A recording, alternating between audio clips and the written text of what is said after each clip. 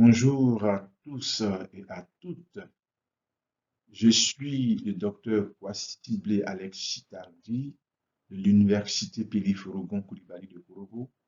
J'ai l'honneur de vous présenter ma communication intitulée Dynamique des cyanobactéries lors d'un cycle culturel du riz à Korogo au nord de la Côte d'Ivoire. En introduction, nous pouvons dire qu'en Côte d'Ivoire, le riz est devenu le principal aliment de la population, notamment celle des milieux urbains, du fait du changement des habitudes alimentaires. La demande nationale était estimée en 2018 à plus de 2,7 millions de tonnes de riz blanchi pour une production nationale de 1,3 million de tonnes en moyenne, couvrant à peine 50% de la demande intérieure. Pour combler ce déficit, la Côte d'Ivoire a recours à des importations massives en vue de répondre aux besoins de plus en plus croissants de la consommation intérieure de riz. L'autosuffisance en riz ne pourra se faire qu'à travers l'amélioration du niveau de production domestique via le développement de la riziculture de bas-fonds. Et cette amélioration du niveau de production domestique passe vraisemblablement par l'amélioration des techniques culturelles. Ainsi, l'utilisation d'engrais azotés pourrait apporter une solution au problème de l'autosuffisance alimentaire. Malheureusement, l'utilisation des intrants agricoles en vue d'améliorer la production rizicole pollue l'environnement et augmente le prix de revient de la production. Alors, comment concilier une agriculture performante avec santé des consommateurs, revenus des paysans à garantir et la préservation de l'intégrité de l'environnement? Une solution pourrait provenir des cyanobactéries qui sont des organismes primitifs et fascinants. En effet, certaines cyanobactéries vivant à l'interface eau-sol sont capables de fixer l'azote atmosphérique pour le transformer en ammonium assimilable par les plantes. En Côte d'Ivoire, plusieurs travaux ont été réalisés sur les cyanobactéries. Nous pouvons citer entre autres les travaux de Ouattara et collaborateurs 2000 et les travaux de Kwasi et collaborateurs 2015. Ces travaux ne se sont intéressés qu'à l'aspect systématique des cyanobactéries. À ce jour donc, aucune étude n'a été réalisée sur l'interaction cyanobactéries-riziculture. C'est pour combler ce déficit qu'est effectué le présent travail qui a pour objectif général de contribuer à la connaissance des espèces locales de cyanobactéries susceptibles d'être utilisées comme biofertilisants à longue durée en riziculture irriguée en Côte d'Ivoire. Les objectifs spécifiques associés à cette étude sont les suivantes: identifier les cyanobactéries de la rizière, déterminer l'effet des différents traitements sur la quantité des cyanobactéries. Le travail a été réalisé dans un bas-fond rizicole à Nawalaka, dans le département de Korogo, au nord de la Côte d'Ivoire. Et le dispositif expérimental est un dispositif de Fischer composé de 4 traitements et de 3 répétitions. Pour les traitements, nous avons le traitement FT1 qui est le traitement témoin et donc il n'y a pas d'apport de fertilisant. Le traitement FT2 où il y a un apport à différentes doses de NPK et d'urée. Le traitement FT3 avec un apport à différentes doses de NPK et d'un engrais en expérimentation. Il s'agit de l'engrais Ajinomoto. Et du traitement FT4 qui a consisté à apporter à différentes doses l'engrais Ajinomoto. Les traitements ont été effectués au répliquage, au talage et à l'initiation paniculaire. Les prélèvements ont été effectués 15 jours après les traitements en fonction donc des 3 stades phénologiques précités. Les échantillons sont recueillis dans des piluliers fixés au formol et envoyés au laboratoire pour les analyses qualitatives et quantitatives. Présentons quelques résultats obtenus.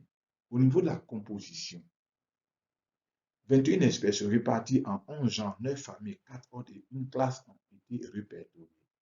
Alors, si nous nous intéressons à ces espèces, nous pouvons dire que, qu'en tenant compte du temps et des contraintes d'échantillonnage, ce nombre peut être considéré comme important. Outre la température et le pH connus habituellement comme des facteurs influençant le développement des cyanobactéries, cet important nombre pourrait s'expliquer par le caractère stagnant des eaux de la rivière. En effet, selon Ouattara 2000, le caractère stagnant des eaux favorise les processus biologiques tels que les cycles complets de reproduction et de développement des cyanobactéries.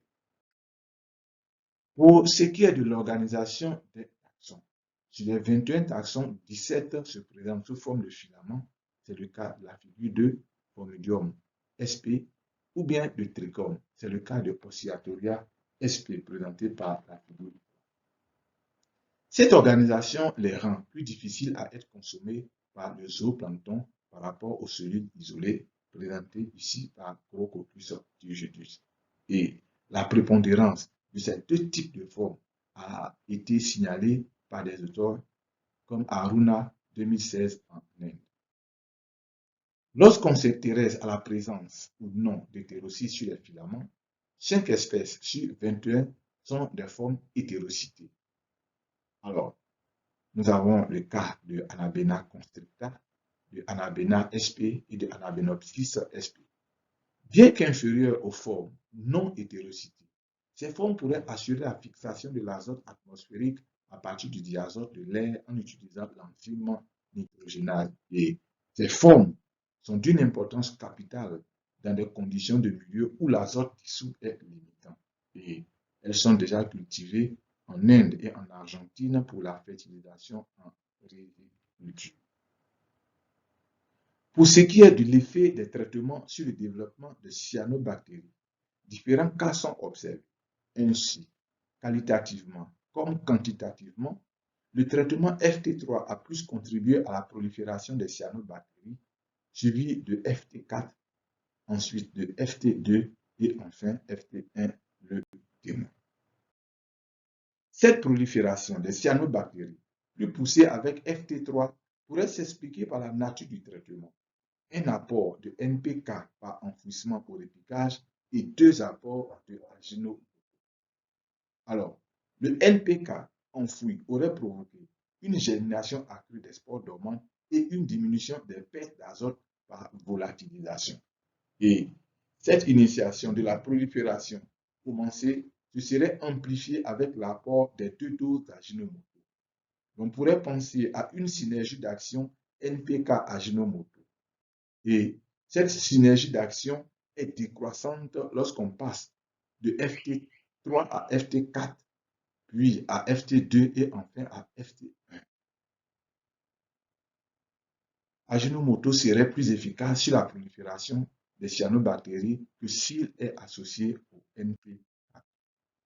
Lorsque l'on s'intéresse à la dynamique des cyanobactéries, le plus grand nombre de taxons ainsi que les densités les plus élevées ont été obtenues à l'initiation paniculaire. L'explication plausible serait que l'effet d'addition des spores qui ont germé ont contribué donc à élever le nombre de taxons et la densité de ces taxons. En revanche, le plus petit nombre de taxons a été recueilli au tallage. Et cela pourrait s'expliquer par les fortes pluies qui ont provoqué un effet de dilution. Que pouvons-nous retenir en conclusion? Cette étude préliminaire a permis d'identifier 21 espèces locales de cyanobactéries, dont 17 sous forme de filaments ou de trichomes et 5 profilants des hétérocytes. Ces espèces pourraient jouer un rôle important dans la fertilisation à moindre coût et à longue durée en riziculture irriguée. Le traitement de fertilisation FT3 a provoqué la plus grande prolifération des cyanobactéries. Il serait donc important de continuer ce travail en étendant cette étude à plusieurs zones agroécologiques du pays pour identifier d'autres sources locales. Il serait aussi judicieux de cultiver ces formes-là et hétérocité pour une utilisation comme fertilisant en agriculture. Voici brièvement présenté nos travaux. Merci pour votre attention.